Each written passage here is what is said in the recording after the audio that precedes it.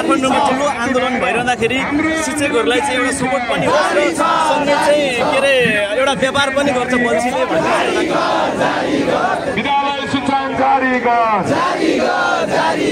विद्यालय शिक्षा जारी गर,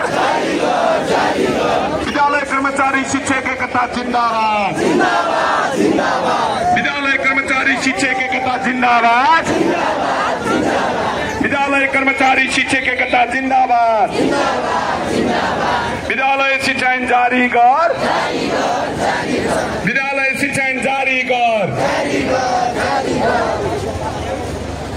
शिक्षक कर्मचारी एकता जिन्दाबाद, शिक्षक कर्मचारी एकता जिन्दाबाद,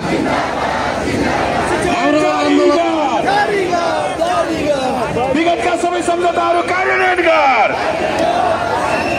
विगतका सबै सम्झौताहरू कार्यान्वयन गर, विगतका सबै सम्झौताहरू कार्यान्वयन गर।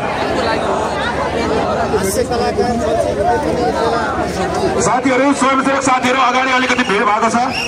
हाम्रो प्रिय हास्य कलाकार बल्छी ध्रुवेज्यूलाई बरु यता ल्याइदिनुहोस्, पछाडि अगाडि कोही पनि नगइदिनुहोस्। मदमजी, हाम्रो स्वयंसेवक साथीहरू, हाम्रो लोकप्रिय कलाकारलाई बरु यता ल्याइदिनुहोस्। गङ्गाजी, गङ्गाजी यता ल्याइदिनुहोस्, यता ल्याइदिनुहोस्, यता यता यता।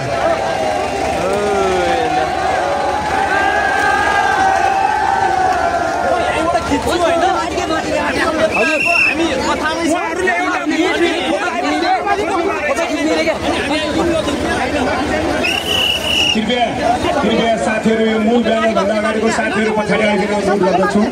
हाम्रो उहाँ कलाकारज्यूलाई अगाडिको उहाँमा त्यत्तिकै छोडिदिनुहोस्। उहाँ तपाईँहरू पछाडि आइदिनु न कृपया।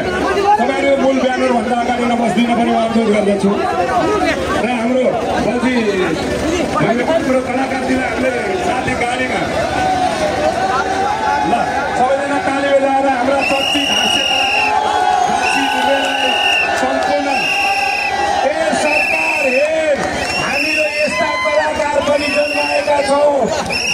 बल्छी ध्रुवे पनि हाम्रै विद्यार्थी हो। कुरो बुझौ, आज यी ज्ञानी विद्यार्थी भएर हामीलाई सपोर्ट गर्न आए तिमी जस्तो अटेर विद्यार्थी भएर सिंहदरबारमा लुकेका छौ। त्यसैले त हामी भन्छौँ साथीहरू, नेपाल शिक्षक महासङ्घ जिन्दाबाद।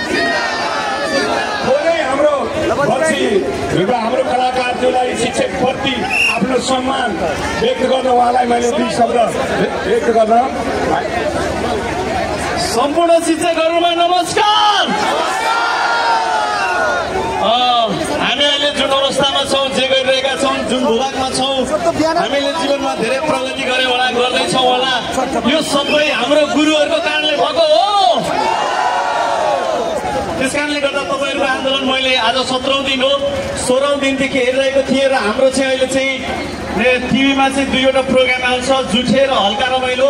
र यसमा चाहिँ हामीले चाहिँ एउटा स्टोरी बनाएर हल्का रमाइलोको कथामा चाहिँ शिक्षकहरूको आन्दोलनलाई चाहिँ सरकारले यथाशीघ्र छिटोभन्दा छिटो यसलाई चाहिँ बाटामा बोलाएर यसको चाहिँ माग पुरा गर्नुपर्छ भन्ने उद्देश्यका साथ हामीले चाहिँ तपाईँहरूमाझ चाहिँ एउटा चाहिँ आउँदो आइतबार, पर्सि आइतबारको लागि चाहिँ एउटा हल्का रमाइलोको चाहिँ सुट गर्दैछौँ। त्यस कारणले गर्दाखेरि हामी दिनभरि तपाईँहरूसँगै हुनेछौँ र हामी चाहन्छौँ संसार कसैले बदलेको छ नि शिक्षकले बदलेको छ।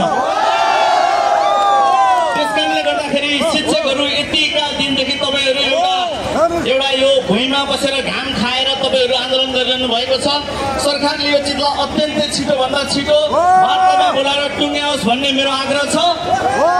र आउँदो आइतबारको हल्का रमाइलोमा यो कथा आउनेछ। सबैजनालाई धन्यवाद। कहाँ कहाँदेखि आउनु भएको छ, दुःख पीड छ, हामी यही हुनेछौँ। धन्यवाद। धन्यवाद। हाम्रा ज्ञानी विद्यार्थी हेर सरकार, हाम्रो ज्ञानी विद्यार्थी हेर सरकार संसार परिवर्तन गर्ने शिक्षक हो। आज हामीले कलाकार जन्माएका छौँ, डाक्टर जन्माएका छौँ, इन्जिनियर जन्माएका छौँ, त जस्तो कान नसुन्ने सरकार पनि जन्माएका छौँ।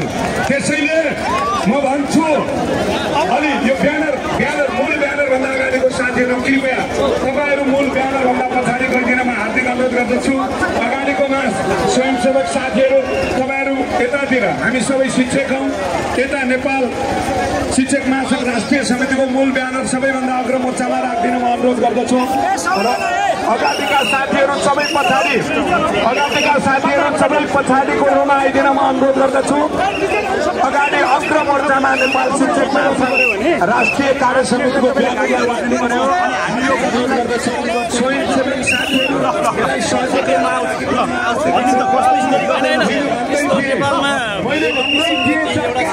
भएको समस्याको बारेमा यो आन्दोलन हो होइन। त्यस कारणले गर्दा निमाती गुरु भनेको चाहिँ हामीलाई अहिलेसम्म बनाउने मान्छे हो नि त। उहाँहरूको आन्दोलन उहाँहरूको चाहिँ एउटा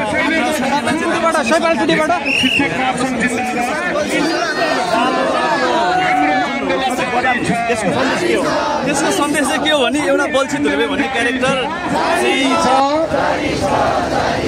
हाम्रो आन्दोलन जारी छ। शिक्षा ऐन जारी गर, शिक्षा ऐन जारी गर, पुरानो ऐन खारेज गर, पुरानो ऐन खारेज गर। शिक्षा कर्मचारी एकता जिंदाबाद, शिक्षा कर्मचारी एकता जिंदाबाद, शिक्षक महासंघ जिंदाबाद, शिक्षक महासंघ जिंदाबाद।